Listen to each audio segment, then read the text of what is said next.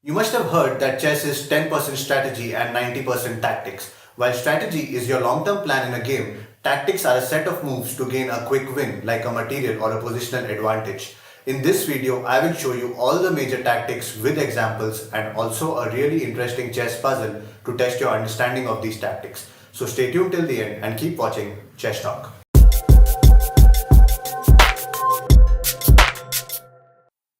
I will be showing you 24 tactics and in each case it will be white to move. Let's start with one of the most common tactics, and that is the fork. A fork happens when a single piece makes two or more direct attacks at the same time. In most cases, two pieces are threatened, therefore a fork is also sometimes called a double attack. Let's look at this game. White plays rook to c7, placing a double attack on the knight and bishop. Since black can only save one of them, white will win a piece, and that's the main idea behind a fork. Remember, you can fork with all your pieces including a pawn, so always be on the lookout for such positions. This is an example of a fork with the knight, this is a fork with the bishop, here's a fork with the queen, this is how you can fork with your king, and finally this is a fork with the pawn. Moving on, let's discuss pins. A pin occurs when a piece is held in place and can't move without giving up a more valuable piece behind it. In this game, white plays queen to h8, pinning this bishop. Black cannot move his bishop since the king is behind it, and therefore white will win this bishop. There are two types of pins, an absolute pin and a relative pin. When a piece is pinned to the king, it is called an absolute pin. The pinned piece just cannot move in this case. It would be illegal if he tries to move his knight here, therefore it's an absolute pin. On the other hand, a relative pin is when a piece is pinned to another piece of greater value and not the king. In this case, the knight is pinned to the queen. So even though black can legally move his knight, but it would be a terrible move because he would then lose his queen. Hence it's a relative pin. Remember, you can pin only with three pieces, the queen, the rook and the bishop. The next tactic we are going to look at is a skewer. A skewer is an attack on two pieces that are lined up with one another. The first piece is the more valuable piece. When it moves out of the way, the less valuable piece behind it is captured. In this case, when the king moves, the queen is captured. In fact, you can think of a skewer as an opposite of the pin. In a pin, the less valuable piece is in the front, whereas in a skewer, the more valuable piece is in the front. Just like the pin, you can skewer only with three pieces, the queen, the rook and the bishop. Now let's look at discovered attacks. A discovered attack occurs when one piece moves and uncovers an attack by another piece. In this game, white moves his bishop, and by doing so we can say that he has launched a discovered attack on this knight. We can also call this a discovered double attack since he is also attacking this rook with his bishop. Since black cannot save both of them in one move, white will win material and gain a solid advantage. A very effective form of discovered attack is the discovered check. This occurs when the uncovered piece checks the opposing king. In this game, white moves his rook and uncovers a discovered check on the black king. Once the king moves, white can capture this knight and gain a match-winning advantage. Another powerful form of the discovered check is the discovered double check. A double check is more dangerous because with this, not only the hidden piece attacks the king, but also the piece that moves. Have a look at this game. White plays knight to f5 and it's a double check. Not only is the queen attacking the enemy king, but also this knight. Whenever it's a double check, the enemy king has to move. In this game, since there is no safe square for the king to go, it's a brilliant checkmate. Next on our list is a tactic called windmill. It's a rare tactic in which a repeated discovered check allows one piece to go on a rampage, capturing multiple enemy pieces. Let's take a look. In this game, white first sacrifices his queen and then captures on g7 with a check. He then begins a series of checks which are all forced and inescapable by black. This leads to a series of captures as you can see, and eventually white ends up with a huge material advantage. The next tactic we are going to look at is interference. In chess, interference occurs when the line between an attack piece and its defender is interrupted by interposing a piece. In this game, as you can see, both these rooks are defending each other. White plays the smart move knight c6 check. This knight is now interfering between these two rooks and making this rook vulnerable. Whatever move black plays, white will gain material and take the lead. or number 7 is overloading. As the name suggests, overloading is when one piece is assigned to protect multiple pieces, squares, or threads at the same time. When this happens, we refer to that piece as being overloaded or overworked. Let's understand from this example how we can distract an overloaded piece from one of its protecting tasks. If you analyze, this bishop is defending two threads, preventing this checkmate and protecting this pawn. Since this bishop is overloaded, white can take advantage by capturing this pawn. Black cannot take this bishop because of this checkmate, so eventually he will lose a lot of material. The next tactic you need to know is the deflection tactic. The idea here is to chase away or to deflect an enemy piece from an important square. In this game, for example, we can see that this king is defending this rook. If white can move this king away from this square, then he can take this rook. So can you find a move to achieve that? Yes, white can simply play bishop h7 check to deflect this king away from this important square. And after the king moves, white can capture the rook and gain a material advantage. Now let's look at decoy. It's a tactic where you set up a trap for your opponent. It's kind of related to deflection. In deflection, we force the opponent away from a particular square, whereas in decoy, we force him to move his piece to a particular square. Such a square where we want to get him to is generally called a poisoned square. So basically, we play a move that forces the enemy piece to that poisoned square. In this game, black is completely dominating. One more move and white will be gone. Can you think of any way for white to win this immediately? See, white can give checks, but black can escape this way. Had this black king been here, rook to c8 was checkmate. Thinking on these lines, we need to get this king to this poisoned f8 square. And how can we do that? Yes, it's queen f8 check. If king moves to h7, then queen g7 is a checkmate. And if king takes the queen, then rook to c8 is a checkmate. Okay, we are almost halfway through, and if you've reached this far and liked it, then please show your support and hit that thumbs up button right now.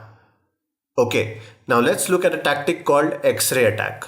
It's an indirect attack on an enemy piece or an indirect defense through an enemy piece. To understand, let's look at this game. As you can see, the bishop on f3 is attacking the bishop on d5. At the same time, it's indirectly attacking the pawn on b7. By using the X-ray tactic, we can take this pawn on b7 with our knight, and then if the bishop captures our knight, we can recapture with our bishop and eventually we are up by a pawn. Let's look at another example. Here white plays queen to e8 check. Even though there is no direct defender for this queen, this rook and queen still defend each other through this enemy rook. It's like an X-ray defense. Since it is a check and the black king cannot move, therefore black is forced to take the queen. And finally, after rook captures, it's a checkmate. Next, we have Zugzwang, which is a German word that means it is your turn to move and all your moves are bad. This is a situation where every move a player could make will significantly worsen his position and at times even cause him to lose the game. Let's take a look. In this game, white plays the waiting move, rook to d8, placing black in Zugzwang. Black's only moves loses the game immediately. Since there is no option to skip a move in chess, black will have to move his king and then it's game over. Tactic number 12 is Zwischenzug. This is a German word meaning an intermediate move or an in-between move. It is a chess tactic in which a player inserts an unexpected move in between an otherwise forcing sequence of moves. Let's see how it works. In this game, white first takes this pawn with his knight. Black is forced to take this rook, and now comes the in-between move. Instead of recapturing the rook, the knight grabs another pawn with a check. And after the knight reaches a safe square, he finally takes back the rook, gaining a material advantage. The next tactic we need to know is undermining, which means removal of the defender. It basically involves attacking or capturing a critical defending piece to gain significant material advantage or even checkmate your opponent. In this game, white takes this knight with his rook. The main idea being to remove the knight on e8 from its protection of the g7 pawn.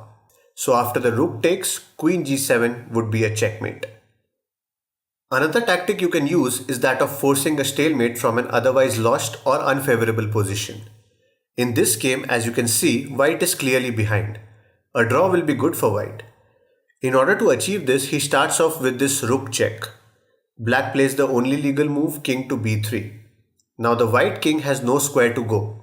Therefore white plays the cunning move rook to c7, sacrificing the rook to take advantage of the king's stalemate position.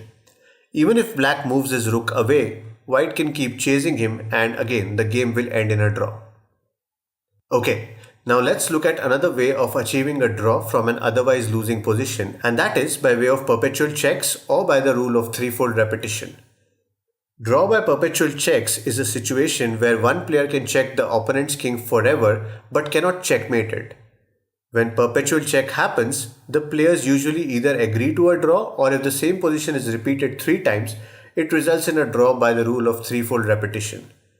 In this game, since white is down a significant amount of material already, he decides to sacrifice his rook. After king takes, he continues to check with his queen and the game ends in a draw. This is how you can use this rule to your advantage. Okay, now let's talk about under promotion as a tactic.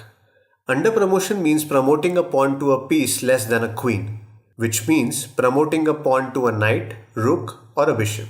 There could be many reasons for under promoting. It could be to stop an opponent's threat, to deliver a deadly checkmate, to prevent a stalemate, or to achieve something even better than what a queen could offer. In this game, for example, white played this brilliant move combination and after under promoting to a knight, he managed to come out on top.